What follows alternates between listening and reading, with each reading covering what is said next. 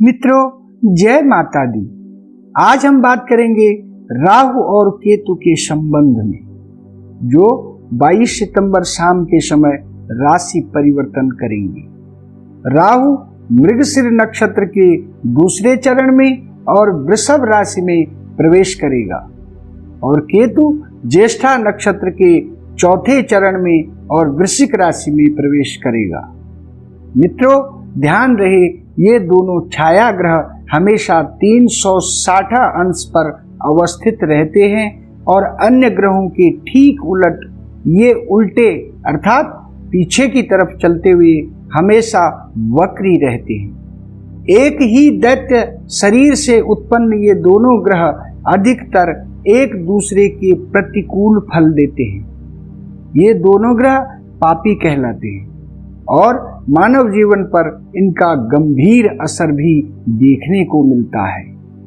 मित्रों, एक बात आपके हित में स्पष्ट कर दूं कि सटीक भविष्य फल के लिए आपकी जन्म कुंडली का सूक्ष्माति सूक्ष्म शुद्ध अर्थात सही होना अति आवश्यक है। जैसे एक चिकित्सक की पढ़ाई के साथ उसको मरीजों के साथ व्यवहार की शिक्षा दी जाती है और वे मरीज की जिंदगी के लिए अपना 100% प्रयास लगा देते हैं, ऐसे ही एक ज्योतिषी को अपने कार्य के प्रति ईमानदार होना अति आवश्यक है। कहते हैं ना कि इसके भविष्य का सवाल है, तो ठीक इसी तरह जन्म पत्री निर्माण या विश्लेषण में किसी भी प्रकार की लापरवाही के लिए कोई स्थान नहीं है। कभी कभी आपके मन में प्रश्न उठता होगा कि एक ही राशि के करोड़ों लोग हैं, तो क्या सबको यही होने वाला है जो बताया जा रहा है? मित्रों, ऐसा नहीं है। किसी व्यक्ति का कोई भी ग्रह जन्मकालिक जिस शुभ अशुभ स्थिति में अवस्थित होता है, उसी प्रकार का समय आने पर फल भी प्रकट करेगा। ऐसा शुभ अशुभ समय कब आएगा, इसका निर्णय सूक्ष्माति सूक्ष्म भविष्य फल विश्लेषण के पश्चात ही प्राप्त होता है। इसमें दशा, अंतरदशा, प्रत्यंतर दशा, ग्रहों के परस्पर संबंध और गोचर ग्रह के अनुसार ज्योतिषीय फलित प्राप्त होता है। ग्रहों के परस्पर संबंध और गोचर ग्रह के अनुसार ज्योतिषीय फलित प्राप्त होता है। बिना गोचर ग्रहों के विश्लेषण के सटीक भविष्य फल असंभव है। अतः ग्रहों की वर्तमान संचरणशील स्थिति को अच्छी तरह समझे बिना सिर्फ जन्म पत्री से सटीक भविष्य फल कथन करना असंभव है। इसीलिए हम गोचर ग्रहों का लगातार विश्लेषण करते रहते हैं। तो मित्रों, अब जानते हैं राहु के आगामी 1.5 वर्ष तक संचरणशील राशि वृष राशि में अवस्थित रहने पर सभी राशियों पर पड़ने वाले शुभ अशुभ प्रभाव का। मित्रों, केतु का अगले 1.5 साल का जो भविष्य फल होगा, मैं उसको अगले अंक में आपको बताऊंगा। तो राहु जिन राशियों के लिए अशुभ होता है, उन पर कितना गंभीर प्रभाव डालता है, इस श्लोक से स्पष्ट है। बुद्ध्या विहीन मति विभ्रम सर्वशून्यम विश्वम भयाति विषमापद मृत्युतुल्यम व्याधिर्वियोग धनहानि विषा निवारम राहुर्दशा भवति जीवित संशयम च। अर्थात राहु की दशा में बुद्धि की हानि, मति में भ्रम और सब प्रकार से शून्य ही शून्य, भय, मृत्यु के समान कष्ट, व्याधियां, रोग आदि, अपने जनों से वियोग, धन हानि और जीने में भी संदेह हो जाए, इस प्रकार के अशुभ फल प्रकट होते हैं। तो जानते हैं अगले 1.5 साल के लिए मेष राशि के लिए राहु का फल धनहानि और स्वास्थ्य विकार होने के संकेत हैं। वृष राशि जीवन की हानि तक हो सकती है, पशु हानि, धन हानि आदि अशुभ लक्षण प्रकट हो सकते हैं। मिथुन राशि, किसी संबंधी के कारण शोक की स्थिति घर में बन सकती है। कर्क राशि, अनेक प्रकार के सुखों को देने वाला राहु है।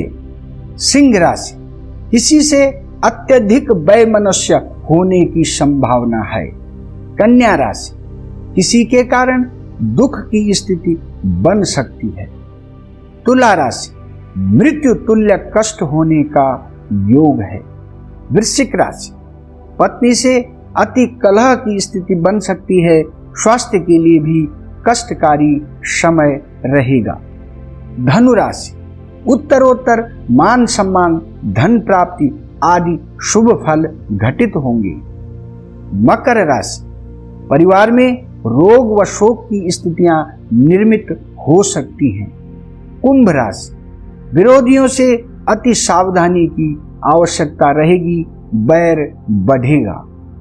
मीन राशि, धन मान यश प्रतिष्ठा में अविश्वसनीय वृद्धि का योग है।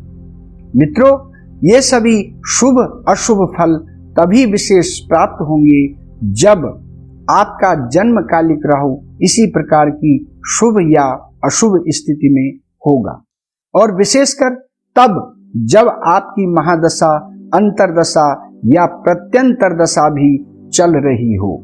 इसलिए आप सभी को मेरा सुझाव है कि अपनी जन्म कुंडली किसी सुयोग्य ज्योतिषी से अवश्य दिखाएं।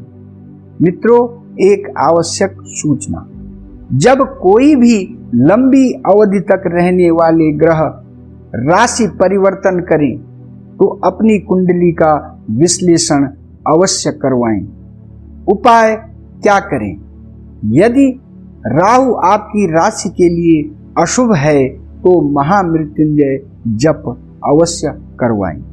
अन्यथा काले तिल, नीले वस्त्र, सरसों का तेल, कंबल, नारियल और सप्त धान्य अर्थात शतनाजा दान करें। ऐसा महीने में एक बार अवश्य करें, और हो सके तो राहु के मंत्र का जप करें या ब्राह्मणों से जप करवाएं। ज्योतिषीय विश्लेषण के पश्चात गोमेद नग भी अष्ट धातु की अंगूठी में जड़वाकर मध्यमा उंगली में धारण कर सकते हैं। अगले राशिफल के साथ मैं केतु के विषय में जानकारी दूंगा। जय माता दी। तो मित्रों, जानते हैं 1, 2, 3 सितंबर दोपहर तक का राशिफल। आज धनिष्ठा नक्षत्र और 1 सितंबर प्रातः 3:47 पर कुंभ राशि में चंद्रमा का प्रवेश। चतुर्दशी तिथि 9:40 तक, उसके बाद पूर्णिमा तिथि और पूर्णिमा का श्राद्ध। तो मित्रों, सबसे पहले जानते हैं मेष राशि के संबंध में। धन लाभ का प्रबल योग है, शत्रु भय है, सावधान रहें। शिक्षा संबंधी कार्यों के लिए उत्तम समय है, उत्साह में वृद्धि होगी। भूमि भवन के लेन देन के लिए समय उपयुक्त नहीं है। पति पत्नी के संबंधों में मधुरता रहेगी। रोजगार के लिए अगर आवेदन करना चाहते हैं तो थोड़ा धैर्य रखें। धुएं जैसे रंग का वस्त्र दान करें। जय मां चामुंडी। वृषभ राशि, रोजगार के लिए प्रयास सार्थक सिद्ध होंगे। धन लाभ की स्थिति मध्यम रहेगी। मित्रों का भरपूर सहयोग प्राप्त होगा। अचल संपत्ति के लिए किए गए प्रयास सार्थक सिद्ध होंगे। शिक्षा संबंधी कार्यों के लिए उपयुक्त समय नहीं है। पति पत्नी के संबंधों में कड़वाहट पैदा हो सकती है। आकस्मिक धन लाभ के योग हैं। कुछ बाधाओं के बावजूद भाग्य का साथ रहेगा। रोजगार के लिए प्रयास करने का अच्छा समय है। शिव पिंडी पर काले तिल मिश्रित दूध अर्पित करें। जय मां चामुंडी। मिथुन राशि, धन लाभ के लिए अति उत्तम समय है। मित्रों से किसी गंभीर समस्या का समाधान होगा। शिक्षा के संबंध में प्रयास उन्नति कारक रहेंगे।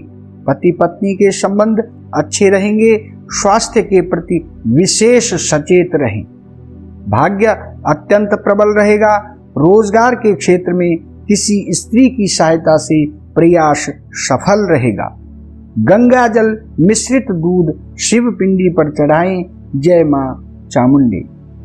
कर्क राशि, विरोधी परास्त होंगे लेकिन स्वास्थ्य के प्रति सचेत रहें। संतोषजनक धन लाभ के संकेत हैं। प्रॉपर्टी संबंधी कार्यों के लिए अति उत्तम समय है। शिक्षा के क्षेत्र में अभी धैर्य बनाए रखें। पति पत्नी के संबंधों में मधुरता रहेगी।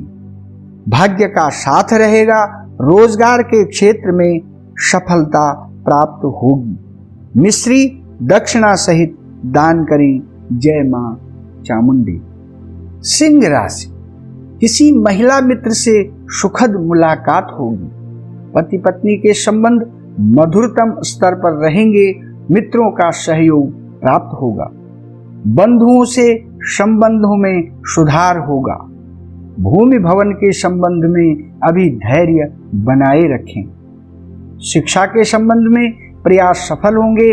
आकस्मिक धन लाभ का योग है। रोजगार के लिए प्रयासों में अभी विराम लगा दें। धन लाभ उत्तम रहेगा। व्यापार करते हैं तो संतोषजनक लाभ होगा। विलासिता पर खर्च होगा।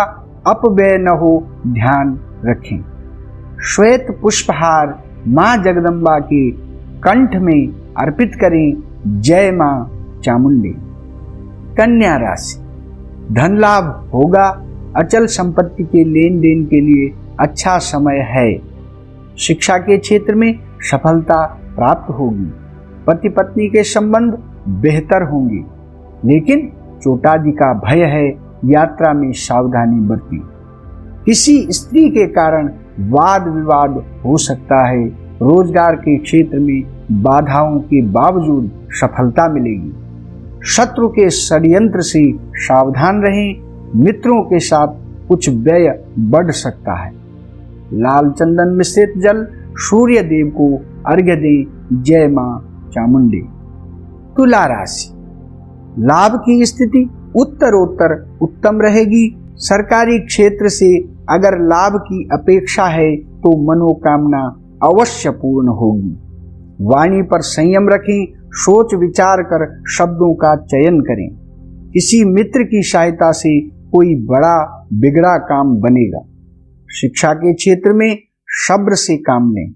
पति पत्नी के संबंधों में कुछ कड़वाहट रहेगी। कुछ बाधाओं के बावजूद भाग्य साथ देगा। रोजगार के संबंध में चल रहे प्रयास सफल होंगे। व्यय भी होगा। जटा वाला नारियल चलते जल में प्रवाहित करें। जय मां चामुंडी। वृश्चिक राशि, स्वास्थ्य के प्रति अत्यंत सावधानी बरतें। रोजगार के क्षेत्र में चल रहे प्रयासों में सफलता प्राप्त होगी। पित्रोपार्जित धन लाभ के संकेत हैं। मित्रों से लाभ की स्थिति बन रही है। प्रॉपर्टी से संबंधित कार्यों में अभी संयम बरतें। शिक्षा के क्षेत्र में सफलता के योग हैं। रोजगार के लिए अगले 2 दिन अत्यंत उत्साहजनक सिद्ध हो सकते हैं। व्यय होगा लेकिन अपव्यय नहीं होगा। चावल और दही दक्षिणा सहित दान करें। जय मां चामुंडी। धनु राशि, बंधुओं मित्रों से सुख प्राप्ति के योग हैं। लाभ की स्थिति उत्तम रहेगी। यदि भवन बनाने का विचार बन रहा है तो उसे रचनात्मक रूप देने के लिए अति उत्तम समय है। उच्च शिक्षा के क्षेत्र में यदि कोई आवेदन करना चाहते हैं तो अभी के लिए टाल दें। पति पत्नी के संबंधों में मधुरता बढ़ेगी। भाग्य प्रबल है। शनिदेव का सरसों के तेल से अभिषेक करें। जय मां चामुंडी। मकर राशि, धन लाभ का अच्छा योग है। मित्रों से सहयोग मिलेगा। शिक्षा के संबंध में कुछ रुकावटें अभी रहेंगी। संतान के साथ संबंधों में कुछ प्रतिकूलता रह सकती है। पति पत्नी के संबंध यथावत बने रहेंगे। आकस्मिक धन लाभ का योग भी है। भाग्य अच्छा रहेगा। रोजगार के क्षेत्र में प्रयास अवश्य सफल होंगे। शनिदेव की सेवा करते रहें। हनुमान चालीसा का पाठ करें। जय मां चामुंडी। कुंभ राशि, सरकारी क्षेत्र से यदि कोई कार्य नहीं बन रहा हो तो अभी समय कार्य संपन्न करने का है। अवश्य सफलता मिलेगी। अतिरिक्त ऊर्जा का अनुभव होगा। मन प्रफुल्लित रहेगा। वाद विवाद से बचें। शिक्षा के क्षेत्र के लिए उत्तम समय है। पति पत्नी के संबंध अति प्रगाढ़ होंगे। भाग्य का साथ रहेगा, लेकिन रोजगार प्राप्ति की दिशा में अड़चनें रहेंगी। अपव्यय न हो, ख्याल रखें। विरोधियों से सावधान रहें। मां जगदम्बा को हलवा भोग लगाएं। जय मां चामुंडी। मीन राशि, खर्चों पर नियंत्रण रखें, लेकिन धन लाभ की स्थिति बनेगी। प्रॉपर्टी के संबंध में कुछ रुकावटों के बावजूद उन्नति कारक समय है। शिक्षा के क्षेत्र में प्रयास करने पर सफलता के संकेत हैं। विरोधी परास्त होंगे। किसी महिला मित्र से सुखद मुलाकात होगी। पति पत्नी परस्पर एक दूसरे को समझने का प्रयास करें। अनावश्यक शंकाएं न पालें। आकस्मिक लाभ देने वाले कार्यों में प्रयोग के तौर पर हाथ डाल सकते हैं। रोजगार के लिए प्रयास करें। सफलता आपके इंतजार में है। सप्तधान्य अर्थात सतनाजा, 7 अनाज इकट्ठे करके चलते जल में प्रवाहित करें। जय मां चामुंडी। ओम पितृदेवाय नमः। ओम। पितरों, एक आवश्यक सूचना, जैसे कि हम सब प्रतिवर्ष आश्विन कृष्ण पक्ष में अपने पितरों को याद करते हैं, उनके निमित्त दान इत्यादि करते हैं अपनी श्रद्धा के अनुसार, अपने सामर्थ्य के अनुसार। तो इस बार जिनकी पूर्णमासी तिथि है वो श्राद्ध 1 सितंबर को होगा, और जिनकी प्रतिपदा यानी जिनकी पहली तिथि है उन पितरों का श्राद्ध 2 सितंबर को संपन्न होगा। और उसके बाद क्रम से 3 सितंबर, क्योंकि 2 सितंबर को जो है 3 सितंबर का प्रतिपदा का श्राद्ध पहले दिन ही हो जाएगा, इसलिए 4 सितंबर को द्वितीया का श्राद्ध, उसके बाद क्रम से सारे श्राद्ध संपन्न होंगे। आपसे विनती है कि एक वर्ष में सिर्फ इसी पक्ष में, आश्विन कृष्ण पक्ष में, हमें अपने पितरों को याद करने का सौभाग्य प्राप्त होता है। इसलिए यथा सामर्थ्य अपने पितरों के निमित्त दान इत्यादि अवश्य करें, पितरों के तर्पण अवश्य करें और सामर्थ्य के अनुसार करें। श्रद्धा हमारे मन से उत्पन्न होती और सामर्थ्य हमारी आत्मा से उत्पन्न होता है। इसलिए अपने सामर्थ्य श्रद्धा पर भारी पड़ जाए ऐसा ध्यान रखिए, ऐसा ख्याल रखिए, और मन में इस विचार को अवश्य रखिए कि आप किसी पंडित को नहीं दान कर रहे, बल्कि अपने पितरों को दान कर रहे हैं, अपने पितरों के निमित्त कर रहे हैं। ये भाव होना अति आवश्यक है, क्योंकि अगर भाव ऐसा रहेगा कि हम पंडित जी को दान कर रहे हैं तो वो दान निष्फल हो जाता है। अपने पितरों पर पूर्ण आस्था और श्रद्धा रखते हुए श्राद्ध कर्म करें। जय माता दी।